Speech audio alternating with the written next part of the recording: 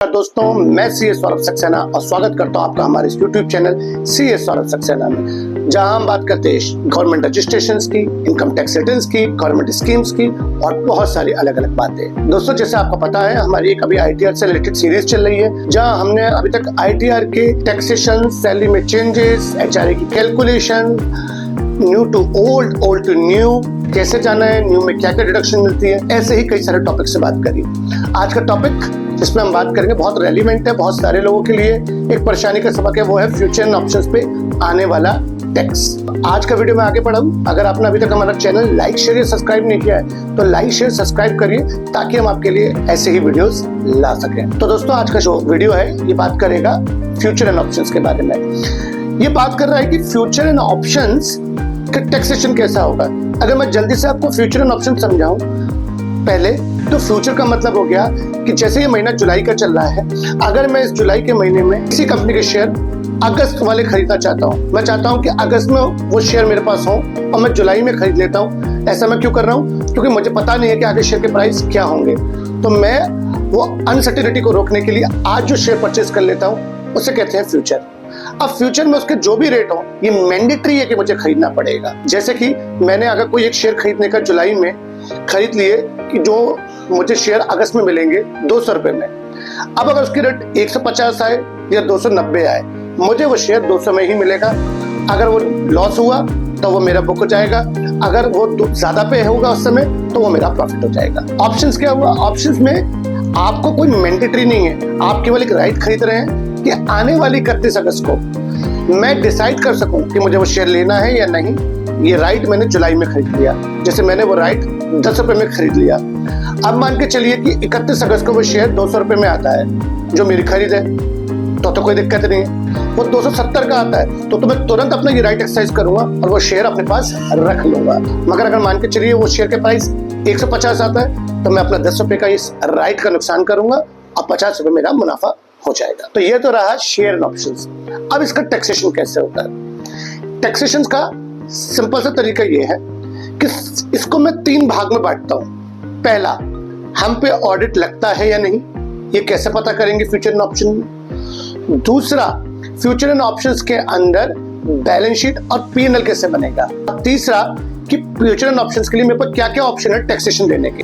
तो पहला वाले की बात करते हैं कि फ्यूचर एंड ऑप्शंस पे ऑडिट लगेगा या नहीं लगेगा, ये कैसे देखें। तो इसके लिए सरकार ने, इसके लिए आईसीएआई ने एक बहुत अच्छा सा सिंपल तरीका बता रखा है कि अगर आपका कोई भी फ्यूचर या ऑप्शन प्रॉफिट में बिके या लॉस में बिके, वो जो प्रॉफिट और लॉस है वो सबका टोटल कर लीजिए, इररिस्पेक्टिव की वो लॉस है, वो सारा टोटल टर्नओवर हो जाएगा। कैसे? मान के चलिए मैंने एक फ्यूचर खरीदा 200 रुपए में और मैंने उसको बेच दिया 220 रुपए में, तो मुझे हुआ यहाँ पे मुनाफा 20 रुपए का। मान के चलिए मैंने एक और फ्यूचर खरीदा 300 रुपए में और बेच दिया उसको 250 रुपए में, यहाँ मुझे लॉस हुआ 50 रुपए का। पर इन टोटलिटी ये 50 और 20 मिलके हो जाएगा 70 मेरा टर्नओवर। यानी कि ये टर्नओवर सेल परचेज से नहीं, ये प्रॉफिट एंड लॉस से कैलकुलेट होता है। ये प्रॉफिट एंड लॉस जो प्लस का है या माइनस का है, इसको टोटल कर लीजिए, ये आपका टर्नओवर बन जाता है। अगर ये टर्नओवर आपका 10 करोड़ से ज्यादा होता है प्लस माइनस वाला, तो आपको कराना है ऑडिट, कंपलसरी ऑडिट। और अगर आपका ये टर्नओवर 10 करोड़ से नीचे का रह जाता है तो फिर आपको ये ऑडिट कराने की जरूरत नहीं है, क्योंकि इनकम टैक्स के अंदर एक सेक्शन है, वो ये कहता है कि 95% रिसिप्ट्स अगर बैंकिंग चैनल्स के थ्रू हो रही हैं तो वो बिजनेस की इनकम मानी जाती है और उस बिजनेस की इनकम में आपको ऑडिट नहीं कराना है 10 करोड़ तक। ये सारी कैलकुलेशन जो हमें सीखी वो ऑडिट के अंदर हम लाई करते हैं या नहीं, और अगर मैं ऑडिट के अंदर लाई करता हूं तो मेरा ऑडिट होगा, नहीं करता हूं तो फिर मुझे अपना नॉर्मल पीएनएल बैलेंस शीट बनानी है और रिटर्न फाइल करना है। अब मैं अपना पार्ट 3 पहले लेता हूं। पार्ट 3 में हमने बोला कि किस तरीके से हम टैक्सेशन कर सकते हैं।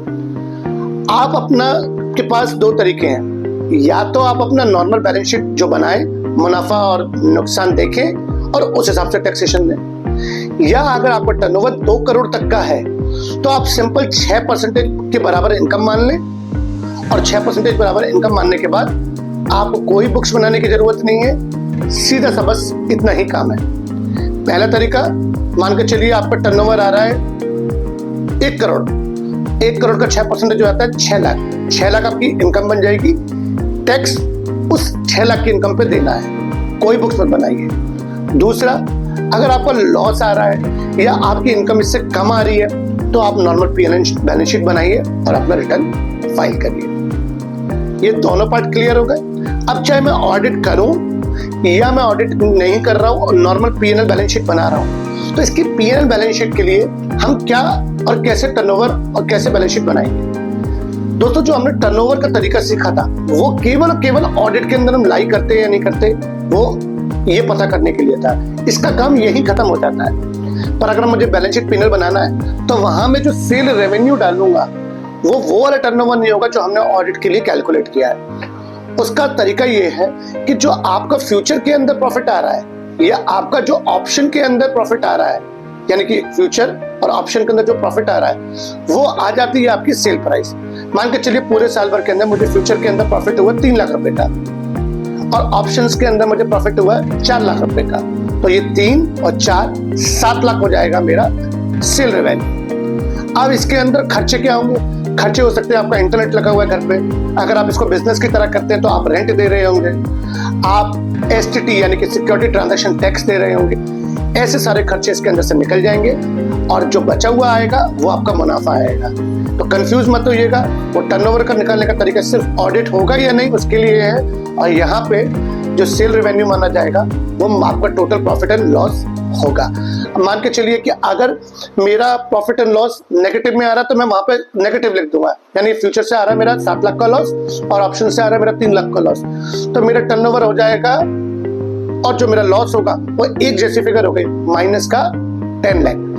तो ये तरीका फ्यूचर ऑप्शंस का होगा। बैलेंस शीट आप देखेंगे तो आप बैलेंस शीट के अंदर बनाएंगे हमारा जो कैश और बैंक का बैलेंस है जिससे मैं डीमेट चलाता हूँ वो आपका आ जाएगा उस तरफ, और आपका जो स्क्रिप्ट का जो आपकी 31 मार्च तक सेटल नहीं हुई है वो आपका आ जाएगा क्लोजिंग स्टॉक, और जो पिछले साल आपकी स्क्रिप्ट बची हुई थी जिसका सेटलमेंट 31 मार्च तक नहीं हुआ था वो आ जाएगा ओपनिंग स्टॉक।